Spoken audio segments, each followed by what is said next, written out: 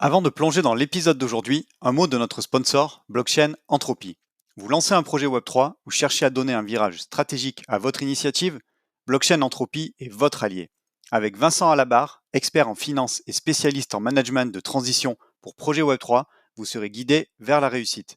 Je travaille avec Vincent depuis près de 10 ans et son expertise est tout simplement incomparable. Pour transformer votre vision en réalité et propulser votre projet Web3, faites confiance à Blockchain Entropy, je vous mets les liens en commentaire. Et maintenant, place au podcast.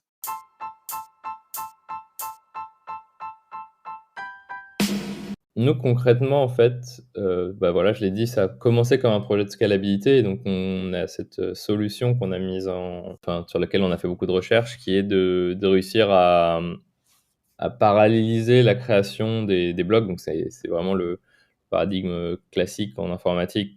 Quand on veut aller plus vite, on va paralléliser. Donc on voit ça dans une certaine mesure dans plein de projets, même historiquement, les DAG, ça a commencé comme ça sur les autres blockchains. Et nous, on a cette solution comme s'il y avait un multi-chain des 32 chaînes différentes, sauf qu'elles sont reliées dans une structure de DAG, de graphe, où chaque bloc de chaque chaîne, au lieu d'avoir un seul parent, comme dans l'image canonique qu'on a d'une chaîne avec un bloc qui est relié au bloc d'avant, etc., en fait, chaque bloc va être relié aux 32 chaînes, à 32 parents, un dans chaque chaîne. Et c'est vraiment cette techno qui nous permet d'avoir beaucoup de scalabilité sans faire de compromis. Et c'est ça qui nous différencie pas mal des solutions de scalabilité qui ont émergé un peu en parallèle du travail qu'on faisait sur la décentralisation. Il y a beaucoup de solutions type Solana, Avalanche, dans une certaine mesure,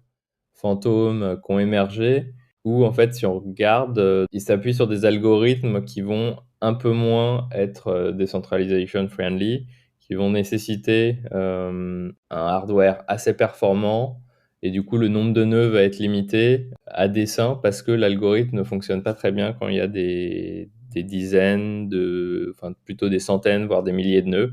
Et nous, vraiment, notre proposition de valeur, c'est d'avoir quelque chose d'assez accessible, d'avoir vraiment une facilité d'accès, de pouvoir lancer un nœud avec un très faible coût d'accès en termes de hardware. Donc quasiment, ça tourne sur un ordinateur vraiment entrée de gamme, voire sur un Raspberry Pi, les nouveaux qui vont sortir, pour que n'importe qui puisse rentrer et faire participer à la validation, là où des algos, alors pour utiliser le terme technique type Byzantine Fault Tolerant, ils sont pas compatibles avec un nombre de nœuds qui irait aux plusieurs milliers, plusieurs dizaines de milliers même.